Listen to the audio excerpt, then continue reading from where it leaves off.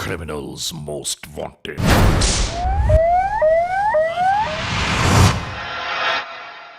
Criminals most wanted में इस बार देखिए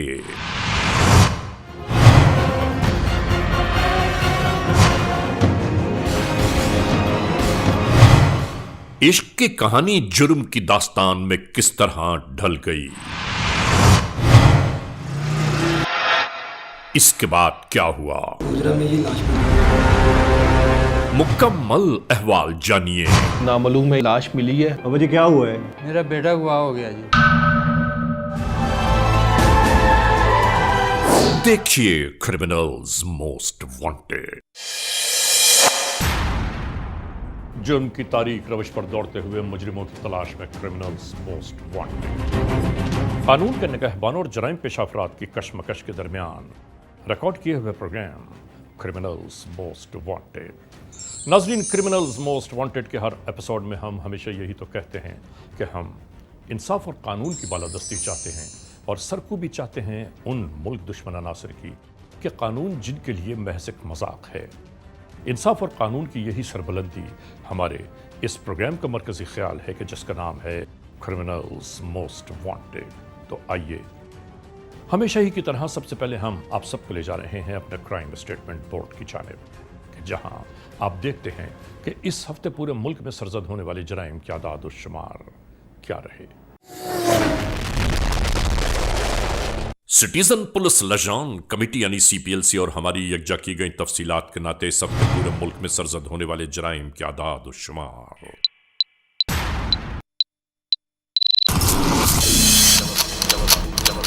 व्हीकल थेफ्ट के नाते कार मोटरसाइकिल्स के चोरी या छीन लिए जाने के वाकयात इस बार हुए 197। स्ट्रीट क्राइम यानी सरेराह जो लोग अक्सर महरूम हो जाते हैं अपने कैश, ज्वेलरी, लैपटॉप या खास तौर पर अपने सेलुलर फोन से, ये मामलात रहे 353। किडनैपिंग फॉर रैंसम यानी अगवा बराए तावान, इस जुमरे में कोई केस इस बार मंजर आम पर नहीं आया। चोरी, डकैती या रॉबरी में लिखे गए जराइम पूरे मुल्क से यकजा किए जाने वाले आदाद और शुमार के दोष पर ये मसाइल रहे 2756। नाजरीन, आपने देखा सिटीजन पुलिस लजान कमेटी यानी CPLC और हमारी यकजा की गई तफसीलात के नाते इस हफ्ते पूरे मुल्क में सरजद होने वाले जराइम के आदाद और शुमार क्या रहे। और अब हम आप तमाम दोस्तों को ले जा रहे हैं उस मोड़ की जानिब के जहां हम पेश करते हैं आपके सामने नई केस फाइल।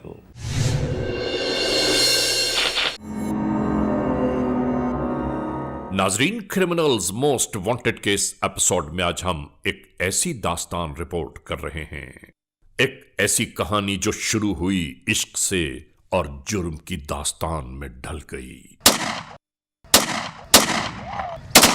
ये अहवाल हम आप तक पहुंचा रहे हैं इस नाते कि लोग आगाह हो पाएं कि इस दुनिया के मामलात में क्या क्या कुछ पिन्हा है और खुदा न ख्वास्ता कोई कहीं ऐसे मामलात की भेंट न चढ़ पाए।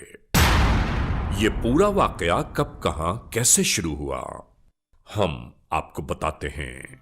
बाबा, क्या वजह है, ये क्यों आपके बेटे को मार दिया गया, क्या वजह हो सकती है?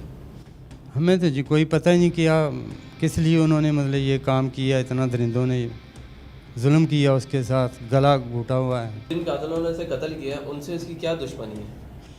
कोई दुश्मनी नहीं थी खास, ना घर वालों को पता है ना हमको पता है, पता नहीं किस लिए। यही तो पुलिस वालों से हमारी अर्ज है कि उनसे पूछा जाए कि उसने क्यों ये किया, उन्होंने इसके साथ, बच्चे के साथ।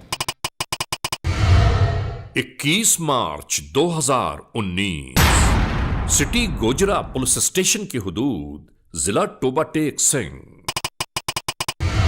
FIR नंबर 316/19, E-टैग 1423। ताजीरात पाकिस्तान बजुर्म जेर दफा 365 के तहत ये इत्तलाई रिपोर्ट दर्ज की गई। ये टोबा टेक सिंह का इलाका गोजरा है। नाजरीन, इसी गोजरा के इलाके में एक ऐसी दास्तान ने जन्म लिया कि जिसे देखकर और सुनकर लोग हैबत व वहशत का शिकार हो गए। हम आपको एक बात जरूर बावर कराते चलें कि हमारे मुआशरे में बहुत सारे लोग अक्सर अपनी नादानी और नासमझी में उस मोड़ तक जा पहुंचते हैं कि जहां से वापस लौटना उनके लिए नामुमकिन हो जाता है। और ऐसे ही मामलात हम आज के इस प्रोग्राम में आप तक पहुंचा रहे हैं ताकि आप अपने छोटों को यह तंबीह कर पाएं कि किसी भी टेक्नोलॉजी का गलत इस्तेमाल हमारे अपने लिए अच्छा साबित नहीं होता। जैसा कि यहां फोन के जरिए होने वाली मुसलसल गुफ्तशुनी मुस्तकिल जारी रहती।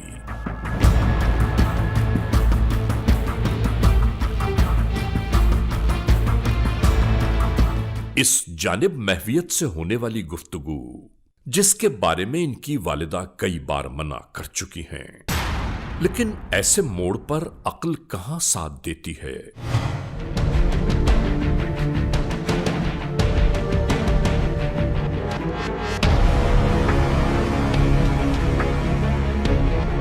इस जानिब मां ने एक बार फिर यही कहना शुरू कर दिया, तुम्हें कितनी बार मना किया गया है कि फजूल लोगों से बात मत किया करो, लेकिन तुम्हारी अक्ल में नहीं आता। इसका मतलब यह हुआ कि अब मुझे कुछ और सोचना पड़ेगा। और इसी बात पर मां और बेटी में तकरार शुरू हो गई। बेटी कहने लगी कि फिर सोचना तो मुझे भी पड़ेगा कि मेरी निगाहों के सामने से भी क्या क्या कुछ गुजर जाता है। उसने मुझसे शादी करनी है, उसने कहा ये लो अपना मोबाइल। शादी जब करेगा ना तो आप बताना। क्या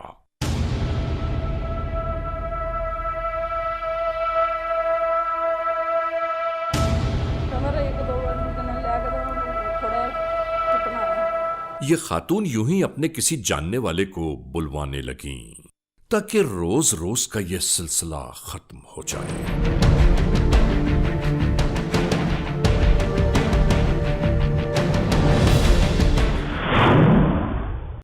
और वो शायद आ गया। दरवाजा खोलते ही सामने खड़े हुए शख्स को देखकर बेटी जैसे आग बगूला हो गई। कहने लगी, कितनी बार कहा है कि हमारे घर मत आया करो, तुम समझते क्यों नहीं हो? अम्मा तुम्हें क्यों रोज रोज बुलाती है? और यह लड़की इसी तरह कुछ बड़बड़ाने लगी। नाज़रीन, मालूम हुआ कि आने वाला वालिदा मोहतरमा का मिलने वाला है और जिसका आना औलाद को पसंद नहीं और कोई भी नहीं चाहता कि गैर लोग घर का हिस्सा बनने लगें।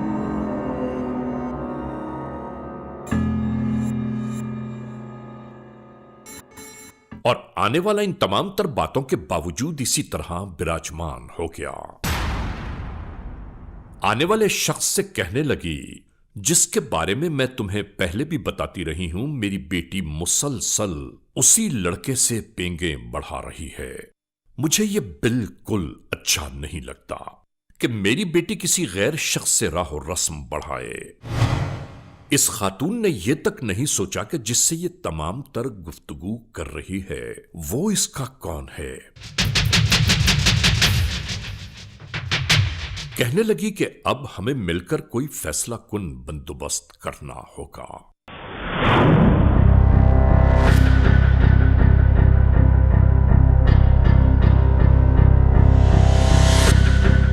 नाजरीन, अगले मरहले में यही शख्स आने वाले अपने कुछ और लोगों का इसी तरह इंतजार कर रहा था।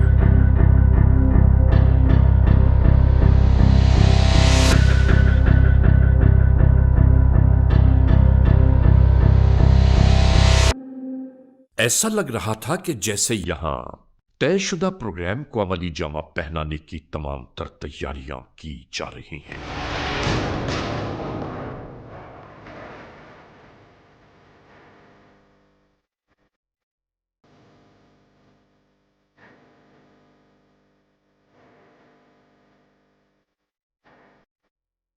और दूसरी जानिब इश्क में डूबे ऐसे बेवकूफों को समझ ही नहीं आती कि फजूल बातों में अपना वक्त, पैसे और दिमाग जाया करने के बजाय नौजवानों को अपने वालिदैन, बहन भाइयों और अपने अच्छे मुस्तकबिल के बारे में सोचना चाहिए, वरना किसी को दीवाना बना देना कोई मुश्किल मरहला थोड़ी है।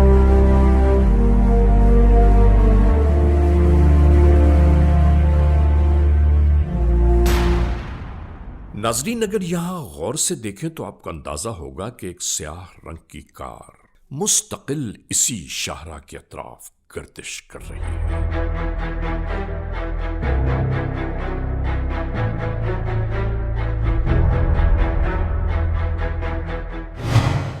एक रात फैक्ट्री की ड्यूटी से फारिग होकर 26 साला फख्र कच्चा गोजरा चौक पर आ पहुंचा और मुस्तकिल वो टेलीफोन पर किसी से राबिते में था और ये फोन मुस्तकिल इसके कान से लगा रहा।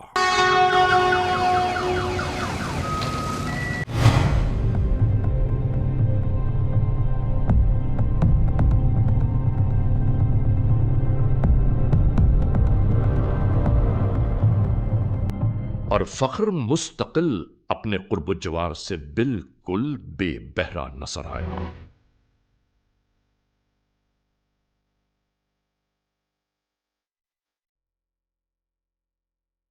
और इसी दरमियान इसी इलाके में मंडलाती एक स्याह कार इसके करीब आकर रुक गई और फिर बिल्कुल ऐसा ही हुआ।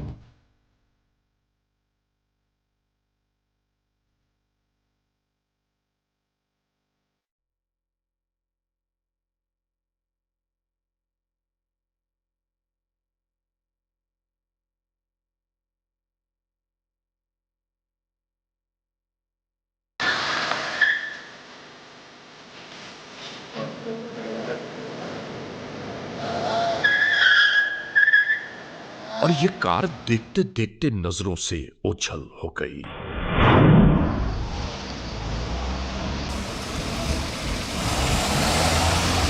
इसी तरह तारीक रात में गोजरा की किसी बस्ती में यह कार दाखिल हो गई। इसी तरह जदकोप करते हुए घर के अंदरूनी हिस्से में ले आए ये सब इस लड़के को, और फिर इससे यही बासपुरस होने लगी कि अब तू समझेगा हमारा।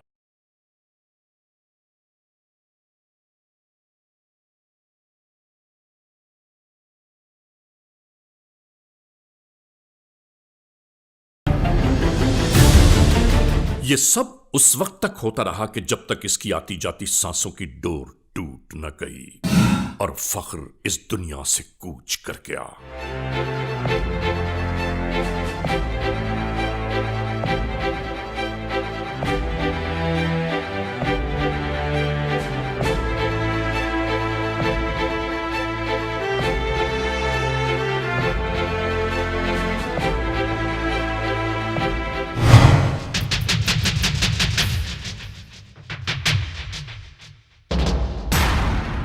शायद पहले से तयशुदा प्रोग्राम के तहत तमाम मामलात पर अमल दरामद होना शुरू हो गया।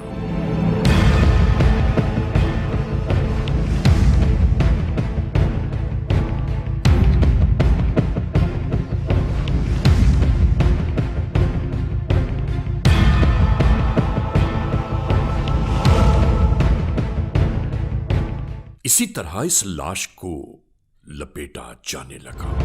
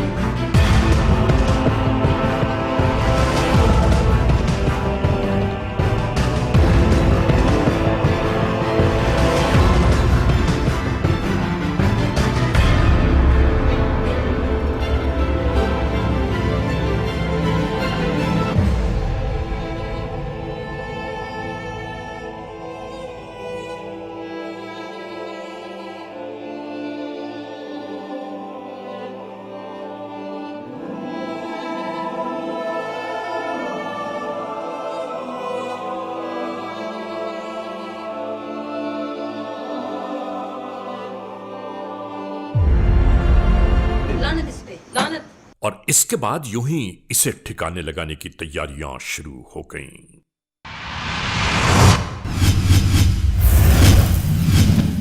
Criminals most wanted.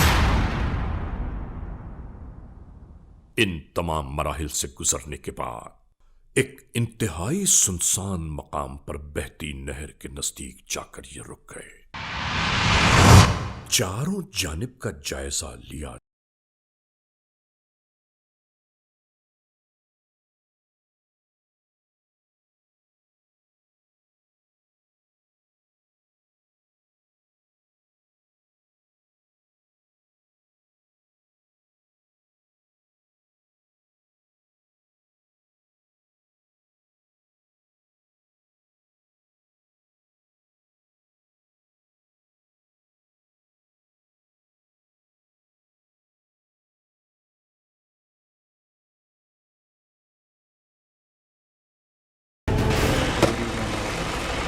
और फिर यूं ही इस लाश को बहते पानियों की नजर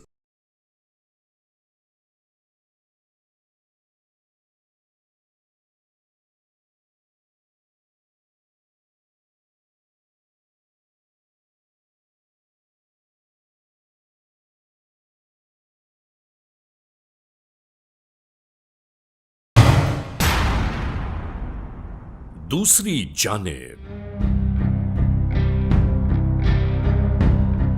26 साला फख्र जब घर न पहुंचा और अगले दिन का सवेरा नमूदार हो गया तो इसका वालिद सरफराज अहमद वल तुफैल अहमद साकिन गली नंबर 1 गोचरा जिला टोबा टेक सिंह अपनी फरियाद लेकर सिटी पुलिस स्टेशन जा पहुंचा।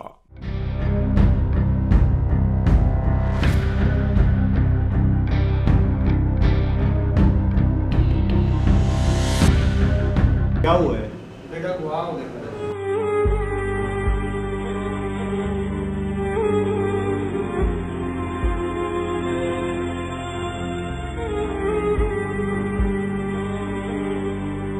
जाए इनके साथ अपनी FIR रिपोर्ट लिखवाएं।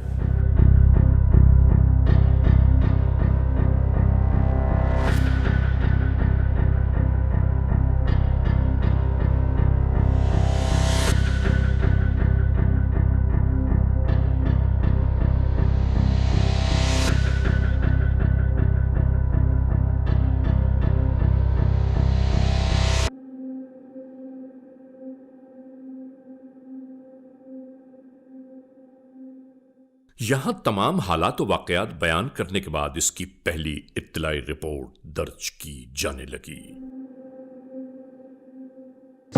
और जो हमारी स्टोलन व्हीकल्स की जो डाटा है उसको कंप्यूटराइज्ड फॉर्म में हम यहाँ पे डिप्लॉय करना है। से हमारा क्राइम पैटर्न थोड़ा सा चेंज हो जाएगा। सर अस्सलाम वालेकुम। जी सादिक अस्सलाम वालेकुम। अब कानून के एहलकारों के पास अचानक ही मंजर से गायब हो जाने वाले फख्र इमाम की तलाश का सिलसिला दरपेश था। अच्छा, आप ऐसा करें कि फौरी तौर पे जो है ना एक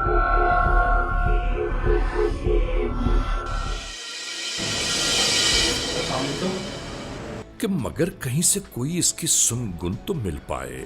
इसके खोए मोबाइल नंबरों की तफ्तीश की जाने लगी।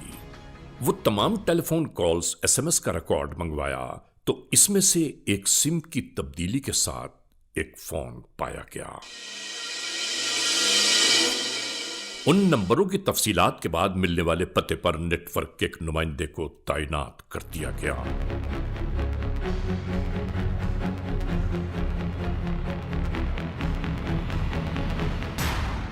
यहां यह हुआ कि जिस नंबर पर फख्र की ज्यादा टेलीफोन कॉल्स का रिकॉर्ड मिला तो वही पता कानून के एहलकारों का मतमय निगाह था। नाजरीन, अंदर घर में सभी चैन सुकून में थे कि राह का कांटा दूर हो गया और किसी को कोई इत्तला भी न हो पाई।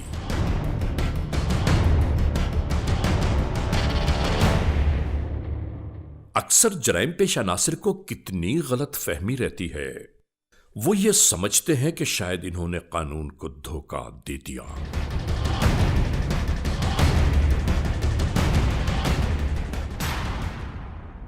और यही गलत फहमी मुल्जिमान को जेल की आहनी सलाखों तक पहुंचा देती है।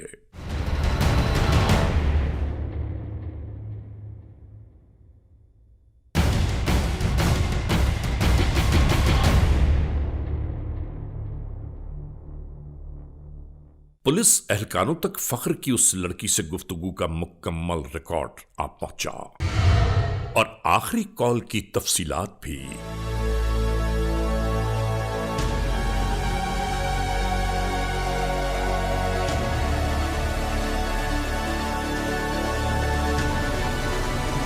इस केस से कानून के एहलकार अब सिर्फ एक ही मंजिल दूर रह गए।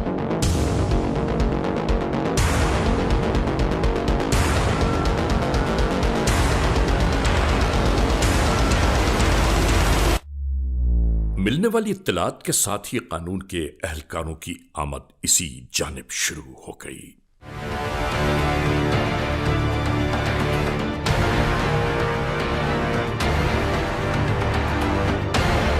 हर तरफ से इस घर को हिसार में लिया जाता रहा।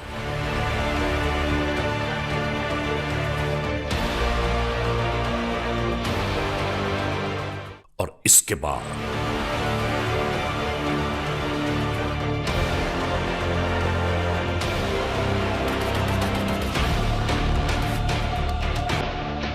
इसी तरह इस घर में दाखिल हो गए कानून के एहलकार।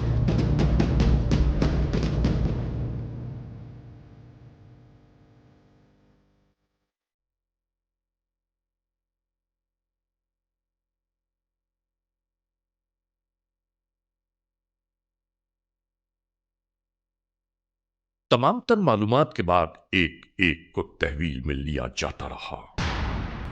हिसार में आने वाले इन लोगों से फौरी तौर पर जो बातें मालूम हुई उसके बाद कोई शक की गुंजाइश बाकी न थी। Criminals most wanted. Police station city Gojra पहुंचने के साथ ही फौरी तौर पर इंटेरोगेशंस का आगाज कर दिया गया। क्या नाम है तुम्हारा? मोहम्मद अदील। क्या काम करते हो? कुछ भी नहीं साहब। क्या किया है उस लड़के के साथ? किधर है वो लड़का? पता नहीं साहब। 365 लगेगा तुमने जो अगवा किया है, और उम्र कैद होगी तुझे, और तमाम जो डिमांड किया उसके लिए तुम्हें दहशतगर्दी अदालत में ले जाएंगे। 780 लगाएंगे आपको। नौजवान को अगवा करते हो तुम। नहीं साहब। तो क्या किया है उसके साथ मुझे बताओ। कुछ भी नहीं साहब। अच्छा, मुझे जो हकीकत बताओगे तो तुम्हारे साथ रियायत भी बढ़ती जाएगी। कुछ भी नहीं। असल बंदा बताओ, किसने किया ये? क्या हुआ है उसको? किधर है वो लड़का? मर गया है साहब। हैं? क्या बोला? मर गया है। किसने मारा उसे? भाई मेरे ने। भाई तेरे ने उसको मार दिया? जी। इतना बड़ा जुल्म क्यों? वो लड़कियों के साथ नाजायज ज्यादती करता था। मुझे बताओ कैसे किया आप लोगों ने? उसको कैसे अगवा किया और कैसे उसका कत्ल किया? वो मेरे भाई ने बुलाया था उसे मैसेज पर। अभी तो तू कह रहा है कि तेरे भाई छोटे हैं, वो पढ़ते हैं। ये क्या तू मुझे बेवकूफ़ बना रहा है? नहीं साहब, वो मेरे भाई नहीं है, वो मेरा कज़न है। और तू उसके साथ मिला हुआ था? और कौन कौन थे इसमें? वो एक भाई और था। क्या नाम था उसका? कमर। उसे ही पता है, तुम्हें नहीं पता? नहीं साहब। किस जगह पे उसका कत्ल किया है? मोहल्ले में एक घर है वहाँ पे। किसका घर है वो? वो एक औरत का है। कौन है वो औरत? वहाँ मोहल्ले की हुई है। माले की औरत है। उसका आपसे क्या तल्लक है? कोई भी नहीं साहब। किसी के कहने पे किसी की बच्ची के साथ ज्यादती हुई है तो तुम लोग कौन होते हो उसको मारने वाले? किसके कहने पे किया है? किसी पे नहीं साहब। वो औरत कौन है? उस क्या लगती है वो उस लड़की की? वो उस लड़की की माँ है। उसके कहने पे किया है? जी साहब। कमर ने कहा था कि ये इस बंदे को ठिकाने लगाना है। जी साहब। आपने क्या किया? मैंने साहब उसको पकड़ा था। आपने पकड़ा था? जी। और क्या किया था? कुछ भी नहीं। सुहेल ने क्या किया? सुहेल ने उसकी बाहें बांधी थी। बाजू बांधे थे? जी। और कमर ने? कमर ने उसका गला दबाया था। कमर ने गला दबाया था? जी साहब। और उस औरत ने उसके साथ क्या किया था? औरत ने उसे मारा था। क्या मारा था? चपेड़े। थप्पड़ मारे थे उसको? जी, थप्पड़ मारे थे। अच्छा, तो फिर उसके बाद क्या हुआ? उसे मार दिया। मार दिया? जी साहब। उसके बाद क्या किया? उसे बोरे में डाल के। बोरा कहाँ से लिया? वहीं घर से। किसने दिया? उस औरत ने। उस औरत ने उठा के दिया? जी। अच्छा, तो उसके बाद क्या किया आप लोगों ने? उसे रजके में डाला और नहर में छिटाए। नहर में फेंक दिया उसको? जी साहब। किस जगह में फेंका है? वहाँ साहब बड़े बड़े दरख्त आते हैं। अच्छा, वहाँ फेंक दिया था। तुम्हें तरस नहीं आया? फिर भी तरस नहीं आया? गलती बेहिस होगी लोग हो साहब। तुम लोग। तुम्हें तो इसकी सजा मिलनी चाहिए। ले जाओ इसे। क्यों लेकर आए तुझे? क्यों लेकर आए तुझे? गलती होगी साहब। क्या गलती होगी? माफ़ी जी, किस चीज़ की माफ़ी, क्यों गलती होगी? कत्ल हो गया है। सलमा से तेरा क्या ताल्लुक है? सर माफ़ कीजिए, गलती हो गई। गलती में तुमने कत्ल कर दिया? सलमा बीबी के कहने पर की। सलमा बीबी तेरी कौन होती है? मेरी दोस्त है वो। सलमा बीबी ने क्या कहा था तुझसे? सलमा बीबी ने मुझसे बोला था मेरी बेटी किसी से बात करती है। उसने तुझे दोस्त अपना रखा हुआ है, तो ये उसे अच्छा नहीं लगता? पता नहीं सर क्या हो गया, उसके कहने पर मैंने सब कर दिया। उसके कहने पे तुमने कत्ल किया है ना? जी। अब उसके कहने पे तुम जेल जाओगे, उसी के कहने पे तुम्हें सजाए मौत होगी और वो किसी और के साथ चक्कर चला लेगी। सर मैं ऐसा नहीं होने दूंगा। ऐसा नहीं होने देगा तू? जी। कत्ल करेगा, एक और कत्ल करेगा? कैसे किया तुमने? काली गाड़ी में गए थे, स्टॉप पर आना था उसने। अच्छा। और सलमा बीबी ने उसे इशारा किया, वो आ गया गाड़ी में, उसे गन पॉइंट पर बैठाया और ले गए। फिर घर ले गए? जी, फिर हमने उसे चार मिलकर कत्ल कर दिया। तूने उसको कत्ल कर दिया? गलती हो गई एक औरत के कहने पे? जी सर। जानता है इसकी सजा क्या है? सजाए मौत मिलेगी तुझे। सर माफ़ी दे दो। मारने के बाद क्या हुआ? उसे एक बोरे में डालकर हम बड़ी नहर पर ले गए थे। कैसे ले गए थे? रक्शे पर। उधर कौन सी जगह थी, किस जगह पे नहर में फेंका उसे? जंग ब्रांच में। तुमने अपनी महबूबा के कहने पर एक लड़के का कत्ल किया और साथ में 2 लोगों को और भी मिला लिया। जी सर। तुम भी नजायज काम करते हो, उसने भी नजायज काम किया। सर माफ़ी। मुझे पता है तुम अपने बचने के लिए ड्रामे कर रहे हो कि वो ये करता था, वो ये करता था। इल्ज़ाम लगा रहे हो तुम। जो हो गया सर वो हो गया। ये क्या कह रहे तू? जो हो गया सो हो गया। एक बंदे को कत्ल कर दिया तुम लोगों ने। सर मेरा दिमाग बंद हो गया था उसके कहने पर। अब मैं तेरा दिमाग बंद करूंगा। नाम क्या तुम्हारा? मोहम्मद सोहेल। बाप का नाम? वल्द मोहम्मद शमशाद। किधर का रहने वाला है? 315 काला पहाड़ का। तू भी कातिल है? जी हाँ। तेरी उससे क्या दुश्मनी थी? कोई भी नहीं जी, कत्ल कमर ने किया जी, मारा कमर ने, मैंने सिर्फ उसके हाथ बांधे थे बस। हाथ बांधे हैं, कत्ल किया है ना? किसके कहने पे किया, क्यों किया है? पता नहीं सर जी क्या मुखालफत थी उनकी। उसने क्या कहा तुझे?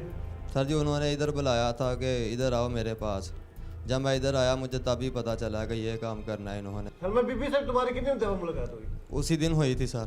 पहले नहीं मिले थे? नहीं। क्या कहा था तुमसे उसने? कुछ भी नहीं। तू तफरी में कातिल बन गया? जी हाँ। तुझे नहीं पता था कि उसका सलमा से क्या ताल्लुक है? नहीं सर जी, ये नहीं बताया उसे। और तुमने मार दिया उसको? जी हाँ। क्या नाम है तुम्हारा बीबी? सलमा बीबी। शौहर का क्या नाम है तुम्हारा? मोहम्मद असलम। कहाँ है वो घर में है। कत्ल का मंसूबा कैसे बनाया? सर जी वो बच्चियों को ब्लैकमेल करता था। किसी अदालत, किसी थाने, कहीं पे आपने कंप्लेंट की थी इसकी? नहीं सर जी। किसके जरिए उसको मरवाया, किसके हाथों से मरवाया उसको? मैंने नहीं सर जी मरवाया। मेरा मसलन किसी के साथ सलाम दुआ थी थोड़ी सी। किसके साथ सलाम दुआ थी तुम्हारी? मेरे मोहल्ले में एक लड़का था उधर से। क्या नाम है उसका? कमर। कमर? हाँ जी। कमर से तुम्हारा क्या ताल्लुक है? कमर से मेरा तल्लक मसलन दोस्ती कही था। वो सारे तलक बता कर गया है, सच बोलो क्या तलक है तुम्हारा उससे? दोस्ती कही था। अपनी उम्र देखी है तुमने? अपनी उम्र देखो और दोस्त देखो अपने। बच्चों की उम्र है तुम्हारा वो भी। तुम्हारी बेटी ने कितनी दफा कहा था कि कमर का साथ छोड़ दो? पहले दफा किया था, 1-2 दफा कहा था। एक नामहरम मर्द को घर में आने देती हो बेटी के सामने और कहती हो कि वो बेटी को बाप की तरह प्यार देता है। उसको कत्ल क्यों करवाया? मैंने सर जी नहीं कत्ल करवाया, मैं कत्ल के इरादे में है ही नहीं थी। थप्पड़ मारे ना तुमने उसे? मारे कि नहीं मारे? जी। उसके बाद तुमने उसको कत्ल करवा दिया। तुम अपने नजायज तल्लुकात को बचाने के लिए एक बंदे का कत्ल करवा रही हो। तुम्हें शर्म आनी चाहिए। माँ होते हुए जवान बेटी पे इल्जाम लगाती हो, बुतान लगा रही हो। बाकी कौन थे उसके साथ? चाचे का बेटा था और एक मासी का बेटा। उन्होंने सारा बता दिया, अब तुम खुद बोलोगी या हमने बुलवाना है? कमर ने मैसेज थे, उन्होंने राबता किया सी। कमर ने बुलाया? हाँ। और उससे बात कौन करता? कॉल पे कौन बात करता था? कॉल में 1-2 दफा मैंने तुमने कॉल की? नहीं, कॉल मैंने नहीं की, कॉल आई थी, मैं बात की थी। तुमने बात की? हाँ। बेटी बनकर? हाँ जी। उससे शर्म आनी चाहिए। क्या खेल खेला है तुमने? ना तो तुम यहाँ दुनिया में हमारे कानून से बच पाओगी और ना ही अल्लाह के कानून से बच पाओगी। तुम्हें गुनहगार हो, तुमने कत्ल किया है। इतना सब कुछ होने के बावजूद शर्मिंदगी और नदामत का कोई आंसू नहीं तुम्हारी आंख में। इतनी बेहस औरत हो तुम कि जरा एहसास नहीं है। बड़े फख्र से कह रही हो कि तुम्हारा कमर से 10 साल से ताल्लुक है। सब लोग जानते हैं। शर्म आनी चाहिए। नाजरीन, दौरान तफ्तीश जब ये मालूम हुआ कि इन्होंने फख्र की लाश को पानी में बहा दिया है, तो फौरी तौर पर सबसे पहले तमाम जिले में वायरलेस सेट पर यह पैगाम पहुंचा दिया गया कि पूरे जिले में अगर कहीं कोई लाश बहती हुई नजर आ जाए तो फौरी तौर पर सिटी गोजरा पुलिस स्टेशन को आगाह करें।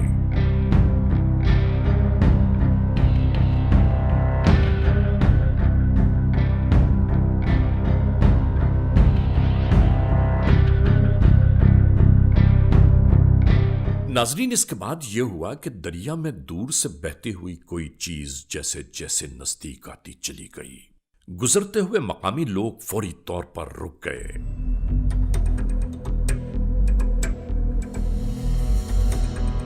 एक दूसरे को टेलीफोन कॉल के नाते इत्तला दी जाती रही और यही इत्तला कानून के एहलकारों तक भी जा पहुंची और उसके बाद हर एक की दौड़ इसी जानिब थी। नाजरीन, सिटी गोजरा पुलिस स्टेशन के एहलकार जब इस इत्तला पर इस जानिब रवाना होने लगे तो अपने साथ फख्र के वालिद को भी ले लिया कि शायद यह मुअम्मा भी हल हो जाए। और इसके बाद सब कुछ ऐसा ही होता रहा। गोजरा के तमाम पुलिस एहलकार इसी जानिब आ रहे थे।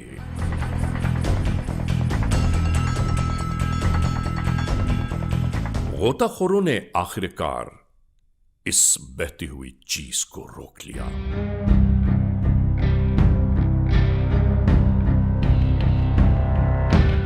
और जब इस बंधन को खोला जाने लगा तो हम आपको क्या बयान करें, क्या मंजर था हमारी निगाहों के सामने।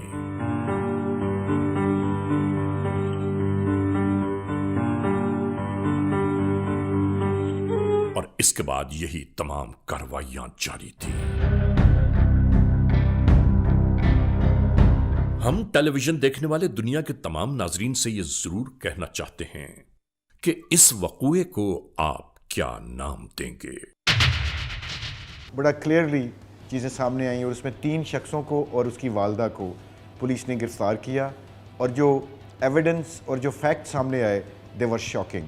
ये सबसे इम्पॉर्टेंट बात मैं ये समझता हूँ कि कोई कत्ल जब एक दफ़ा लॉ इन्फोर्समेंट वालों के सामने आ जाता है तो ये मुमकिन नहीं कि वो पकड़ा ना जाए। और ख़ास तौर पे खून के बारे में हम ये बिलीव करते हैं कि किसी का नाहक खून कभी ज़ाया नहीं जाता और कातिल जो है वो हमेशा कानून की गिरफ्त में आता है। और कोई भी शख्स जो कानून को अपने हाथ में ले और कानून की जब वो गिरफ्त में आता है तो वो कभी कानून की गिरफ्त से नहीं बच सकता। आपने डाटा पूरा किया इनका, लेकिन इनमें जो फोटोग्राफ्स इन क्रिमिनल्स के कम है ना, उनको भी पूरा कीजिए। नाज़रीन, क्रिमिनल्स मोस्ट वांटेड के इस एपिसोड में आपने देखा आज के जुर्म की दास्तान का मुकम्मल अहवाल। बहरहाल आप तमाम दोस्तों को ये ज़रूर बताना है, आगाह करना है, याद दिलाना है कि जराइम की इन दास्तानों को आप तक पहुँचाने का हमारा मकसद सिर्फ एक होता है कि हम और आप इस बात से आगाह रहें कि जराइम पेशा नासिर कैसे कैसे चेहरे बदल कर और कैसे कैसे रूप धार कर हमारे और आपके सामने अचानक वारिद हो जाते हैं।